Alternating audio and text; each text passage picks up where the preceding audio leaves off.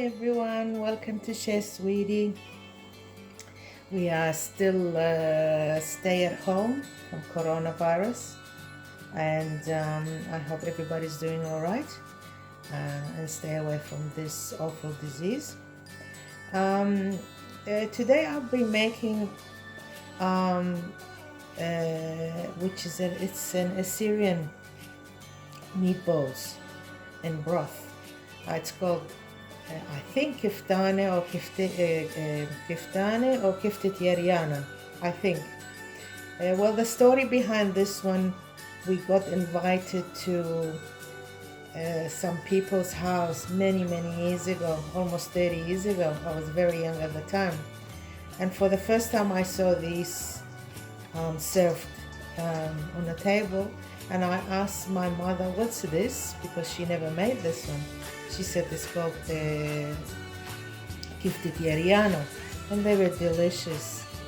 So I thought I'll make something similar. It's not exactly the same because, well, from memory or from the taste that I had, I just created something and I turned it to my style anyway. I got about 1 kilo of mincemeat here. You can have beef, lamb, chicken, whatever you like. I got beef and some lamb as well. And to this one we will add 1 chopped onion and 2 cloves of garlic. I didn't crush them. I like my garlic to be coarse, not minced. And I know in the Assyrian meatballs they don't add anything else besides parsley and onions, garlic, but I like to add also carrots because that moisture from carrot keep it very nice and soft. They don't harden when they cook. And also some parsley, that's from the garden, from our garden. And also we will add to it some thyme, a couple of sprigs of thyme, that's from the garden as well. They're really nice.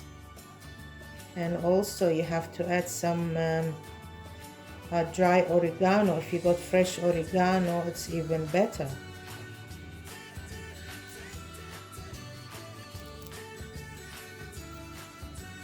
We'll leave some to drop in the broth for flavor. Now we got dry oregano, that's a Greek oregano, much nicer, got nice flavor to it.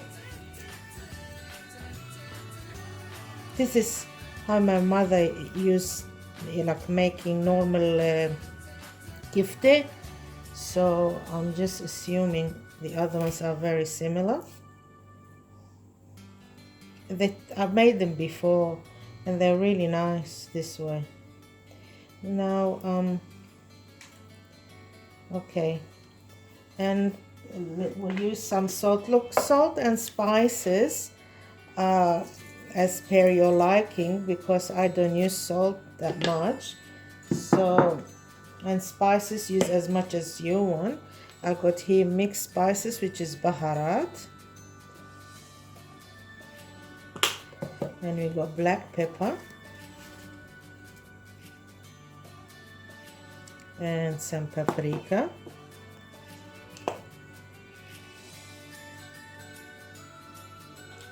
Okay, and also we need some breadcrumbs, not too much. I'll add about like 2 tablespoons, and when we mix it after that we will know if we need some more. Now the secret ingredient for any kifteh, it's rice. You have to add some rice, not much, like about a tablespoon or so. Yeah, any kind of rice you like.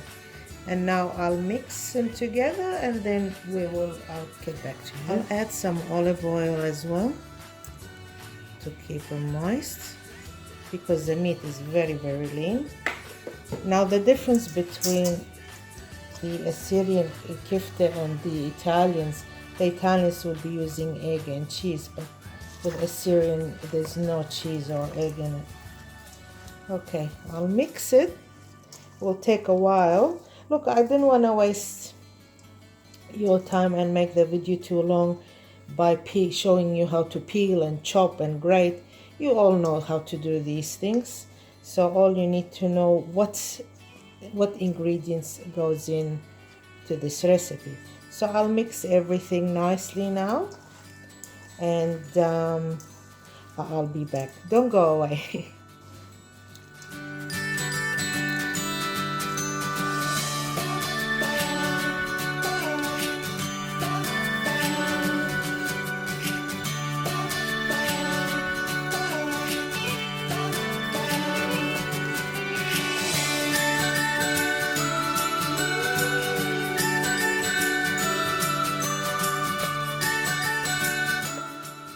Okay, now we'll wet our hands a little bit. Now with the normal Assyrian kifta, they make them really very small, almost this size. These ones, no, they're big. They're big. The ones I had at the lady's house, they were really big, but my hands are not that big, so as much as I can fit in my hand, and I'll make them this size. You can make them bigger if you like, but this is the size I made. There you go. And we will do this and until we finish with all of it. Okay.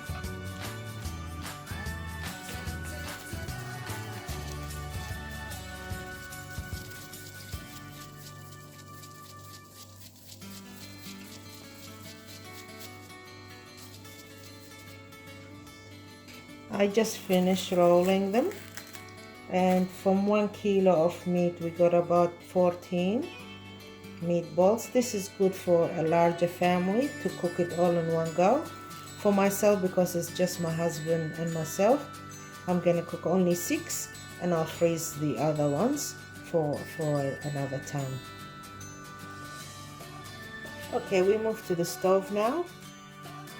Well, I'm bringing to boil about 2 to 3 cups of beef stock, which I had in the freezer. I always make chicken stock and beef stock of my own and freeze it.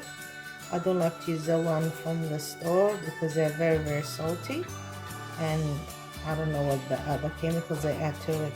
And I put a couple of cloves of garlic, and I will add to this one, once it comes to boil, a little bit more water, probably another 2 to 3 cups.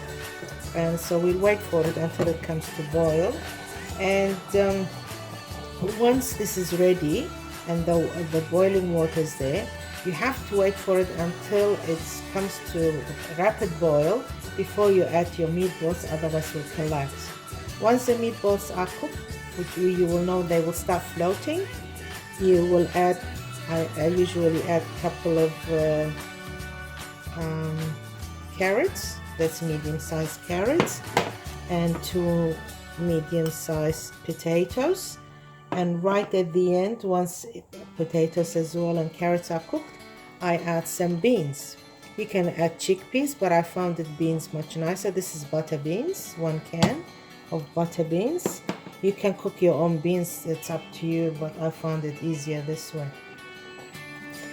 And once everything is done, right at the end we will add some dry oregano and thyme and switch the stove off. So let's get started. Now it started boiling, we'll add some boiling water.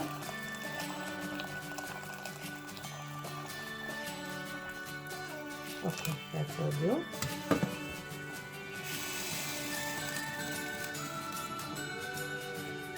And now it started boiling, so we'll start adding our meatballs. Okay.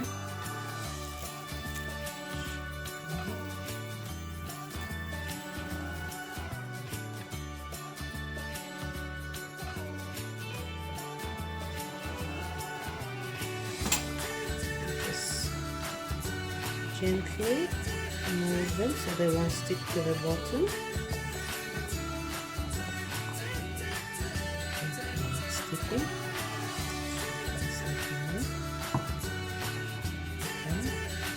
I'll reduce the heat a little bit because at the moment it's on high. Then we will place the lid like that so we won't overboil. We'll wait for them to start floating, then we will add carrots first because they take longer.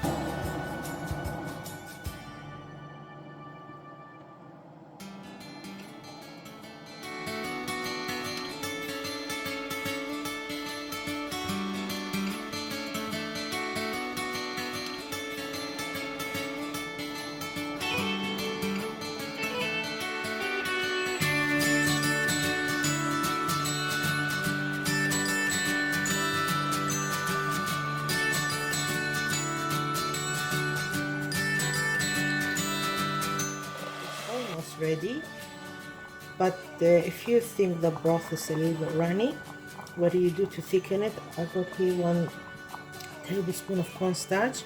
We'll add to it a little bit of tap water. Don't use hot water because it won't dissolve. Yeah, this way it dissolves faster.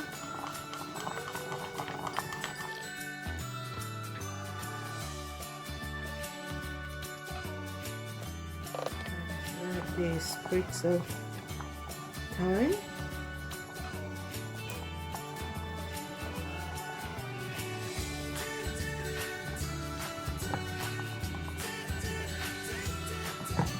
And dry oregano.